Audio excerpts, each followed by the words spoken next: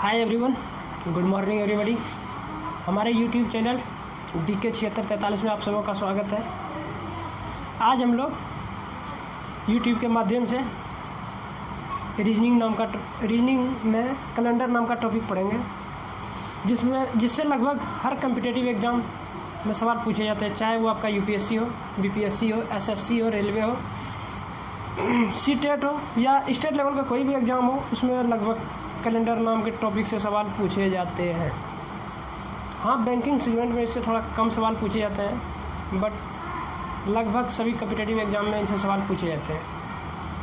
इसमें हम लोग पढ़ेंगे, सबसे पहले पढ़ेंगे कि वर्ष कितने प्रकार के होते हैं, और फिर पढ़ेंगे कि अगर आज मंडे है तो आज से 50 वर्ष बाद आज के ही डेट में कौन सा दिन रहा होगा, या आप लोगों को डेट दे दिया जाएगा, फिर पूछा जाएगा कि बताइए फलाना डेट को कौन सा दिन होगा। ठीक है दोस्तों, ये सब सवालों को सॉल्यूशन देखते हैं हम लोग किस प्रकार होगा। कर रहे हैं कैलेंडर का हिंदी अर्थ होता है पंचांग। बिल्कुल इसको आज जीरो लेवल से पढ़ेंगे हम लोग। जैसा कि आज ज़िंदगी में पहली बार ही पता चला है कि अगर ज़िंदगी सही तरह से जीना हो तो ज़िंदगी में कैलेंडर नाम का अध्याय भी पढ़ना पड़ता है। ठीक है, देखते हैं आज पूरा एकदम मतलब पूरा बेसिक से स्टार्ट करेंगे, एकदम जीरो लेवल से स्टार्ट करेंगे। ठीक, कैलेंडर सबसे पहले हम लोग इसमें वर्ष देखेंगे। वर्ष इसमें दो प्रकार का होता है, एक होता है नॉर्मल ईयर और दूसरा होता है लीप ईयर्स। लीप ईयर्स को हिंदी में अगर बोले तो इसका हिंदी नाम है अधिवर्ष और इसका हिंदी नाम हुआ सामान्य वर्ष। सामान्य वर्ष का फरवरी महीना जो होता है ये केवल 28 दिनों का होता है, और लीप ईयर्स का फरवरी महीना 29 दिनों का होता है। इसका वर्ष जो होता है 366 दिन का होता है, और इसका वर्ष जो होता है 365 दिनों का होता है। अब बात यहाँ आती है लीप ईयर्स कैसे जानेंगे लीप ईयर्स है और कैसे जानेंगे नॉर्मल ईयर्स है। तो चलिए दोस्तों, इसको जानेंगे हम लोग। लीप ईयर्स किसको कहेंगे? लीप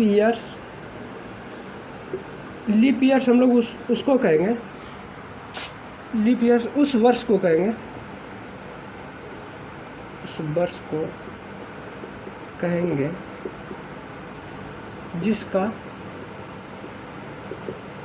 अंतिम 2 अंक 4 से विभाजित होगा।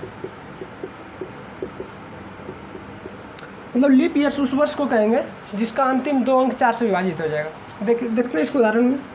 जैसे 1916, क्या ये लीप ईयर्स है? 4 से 16 कट जाएगा, ये लीप ईयर्स है। जैसे 1920 लिए, क्या लीप ईयर्स है? हाँ। 1924 लिए, लीप ईयर्स है? हाँ है। 1923 ले लिए, 24 से 3 बढ़ा है, लीप ईयर्स हुआ? नहीं हुआ। इसमें अगर 4 बढ़ाते 1924 से 28 हो जाता तो ये लीप ईयर्स हो जाता। अगर 28 से 4 ने बढ़ा करके 2 बढ़ाते हैं, 2 बढ़ाए, क्या लीप ईयर्स हुआ? नहीं हुआ। मतलब अंतिम 2 अंक कटना चाहिए तब जा करके वो लीप ईयर्स कहलाएगा। लीप ईयर्स हम लोग समझ गए। अब बात आता है नॉर्मल ईयर्स का। कट रहा है। अब बात यहाँ आता है लीप ईयर्स तो हम लोग जान गए कि जिसका अंतिम 2 अंक 4 से कट जाएगा तो वो लीप ईयर्स कहलाएगा। अब नॉर्मल ईयर्स कहेंगे किसको? जस्ट इसके अपोजिट, मतलब उस वर्ष को कहेंगे जिसका अंतिम 2 अंक 4 से नहीं कटेगा, उसको हम लोग नॉर्मल ईयर्स अर्थात सामान्य वर्ष कहेंगे। सामान्य वर्ष अर्थात जैसे देखते हैं 1930 यहाँ जैसे है, 1930 कैसा वर्ष है? ये देखो 4 से नहीं कटेगा, 4 से 30 कटेगा, 4 सत्ते 28, मतलब 2 रिमाइंडर बच जाता है। 2 रिमाइंडर बच गया तो ये नॉर्मल ईयर, मतलब जिसमें रिमाइंडर बच जाए, जिस वर्ष में 4 से विभाजित करने पर रिमाइंडर कुछ ना कुछ बच जाए, उसे हम लोग नॉर्मल ईयर्स कहेंगे। ठीक है दोस्तों, तो यहाँ तक हम लोग समझ गए लीप ईयर्स और नॉर्मल ईयर्स किसे कहते हैं। अब इसमें कुछ इंटरेस्टिंग सवाल बनेगा, अगर एग्जामिनर हम लोगों को पूछना चाहे थोड़ा तो किस तरह पूछेंगे थोड़ा देखते हैं। अब अगर एग्जामिनर हम लोगों से सवाल पूछना चाहे तो वो कुछ इस प्रकार से सवाल पूछेगा कि अगर एक आदमी का जन्म एक आदमी का जन्म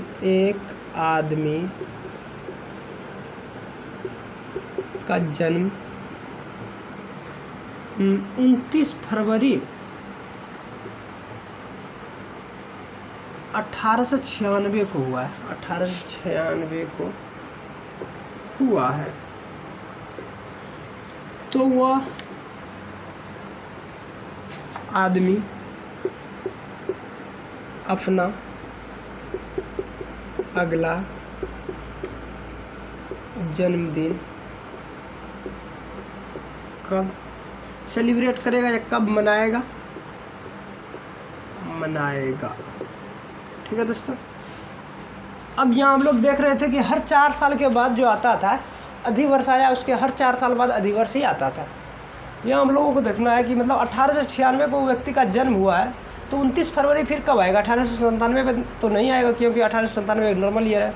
1898 में भी नहीं आएगा, 99 में भी नहीं आएगा, 100 में आता है क्या? यहाँ हम लोग अभी रूल पढ़े थे तुरंत कि हर 4 साल के बाद नॉर्मल ईयर अधिवर्ष आता है, लीप ईयर्स आता है। मतलब 1896 में अगर 4 ऐड कर दे तब इसका बर्थडे मनेगा।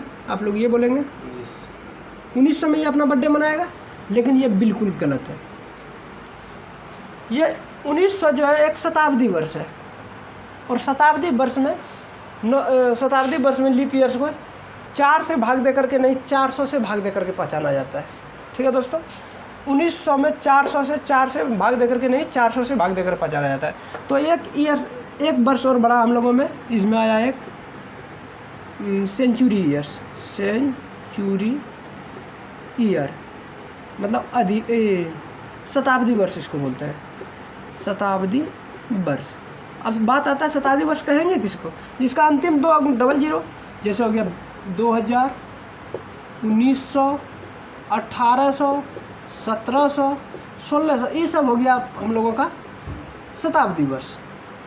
ठीक है, अब बात आता है शताब्दी वर्ष में लीप ईयर्स कैसे पहुँचाएंगे। तो यहाँ 4 से भाग दे करके नहीं, 400 से भाग देंगे तो हम लोगों को पता चल जाएगा कि ये लीप ईयर्स है या नॉर्मल ईयर्स है। अब यहाँ 1900 कैसा ईयर है थोड़ा देख लेते हैं। 400 से भाग देंगे तब पता चलेगा। 2 0 गया, 4 चौक 16, मतलब 3 शेष बच जाता है। अर्थात ये कैसा ईयर्स है? ये नॉर्मल ईयर्स है। ये लीप ईयर्स है नहीं है, ये नॉर्मल ईयर है। क्या इसका जन्म नॉर्मल ईयर में हुआ है? नहीं, इसका जन्म जो हुआ है अधिवर्ष में हुआ, लीप ईयर्स में हुआ है। तो ये अपना बर्थडे अधिवर्ष लीप ईयर्स में ही मनाएगा।